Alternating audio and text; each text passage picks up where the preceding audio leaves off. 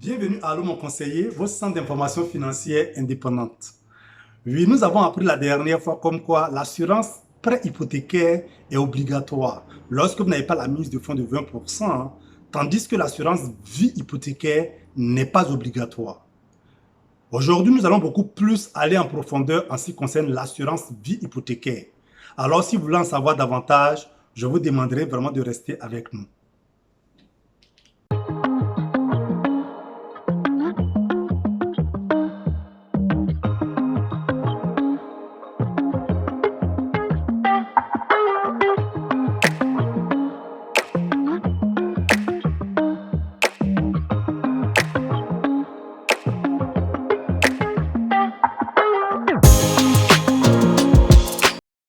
Il n'est vraiment pas de notre ressort d'indiquer quel produit choisir ou ne pas choisir, mais seulement nous voulons vous amener à connaître chaque produit de sorte à ce que vous puissiez savoir lequel qui répond au mieux à vos besoins.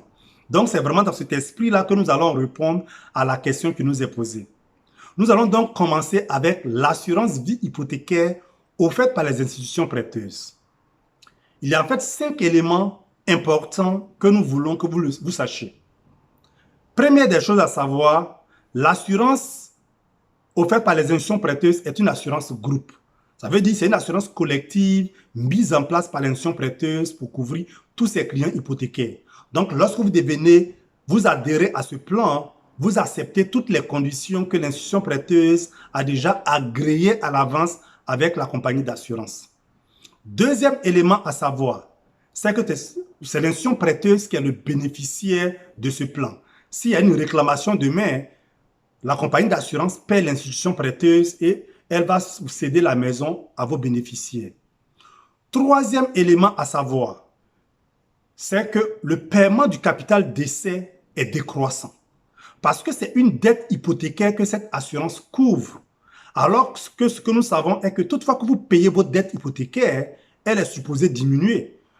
Or, lorsqu'il y aura une réclamation, la réclamation va venir payer le capital d'essai, va venir couvrir seulement que le solde de vos dettes hypothécaires. Donc, vous voyez bien ici que le paiement décroît dans le temps. Quatrième élément à savoir est que votre assurance est rattachée à votre hypothèque. Or, nous savons que les hypothèques se renouvellent généralement chaque 5 ans.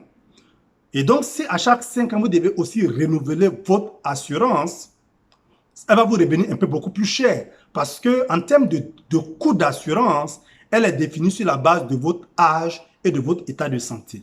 Et donc, si chaque 5 ans, il y a un renouvellement, ça veut dire que vous avez vieilli de 5 ans de plus, donc coûter plus cher qu'auparavant. Dernier élément à savoir, c'est que la souscription de l'assurance offerte par les institutions prêteuses se fait à la réclamation.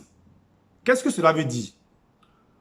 Toutefois que vous payez vos primes, l'institution prêteuse collecte les ressources, mais il n'y a aucun plan qui est ouvert auprès de la compagnie d'assurance à votre nom. Mais c'est lorsque vous faites une réclamation, soit on touche du bois, il y a un décès, et que vous faites une réclamation, c'est à ce moment-là que l'institution prêteuse va rentrer en contact avec la compagnie d'assurance afin qu'elle puisse vérifier votre éligibilité à l'assurance vie.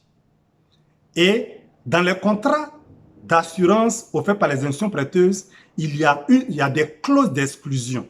Et souvent, vous allez voir là-dedans des conditions préexistantes. Ça veut dire si vous avez des bobos de santé dans le passé, cela pourrait vous éliminer. Donc, vous payez pour quelque chose, mais tant que vous n'avez pas fait de réclamation, vous n'avez pas la certitude que vous pourrez être couvert. Donc, c'est vraiment ce qu'il faut savoir en ce qui concerne les assurances vie hypothécaire offertes par les institutions prêteuses. Je dirais que c'est beaucoup plus l'institution prêteuse qui est au contrôle de ce plan. Elle est le bénéficiaire et aussi longtemps qu'il n'y a pas de réclamation, vous n'avez pas la certitude à 100% que vous qualifiez à l'assurance. C'est vraiment tout ce qu'on peut dire aujourd'hui en ce qui concerne le premier point. Le deuxième point va concerner les assurances offertes par les compagnies d'assurance. Mais on va l'aborder lors de notre séance prochaine. J'espère que vous avez appris quelque chose au travers de ce qui est dit. Si ça vous a fait du bien, juste nous donner un retour par un j'aime et aussi partager cette information autour de vous.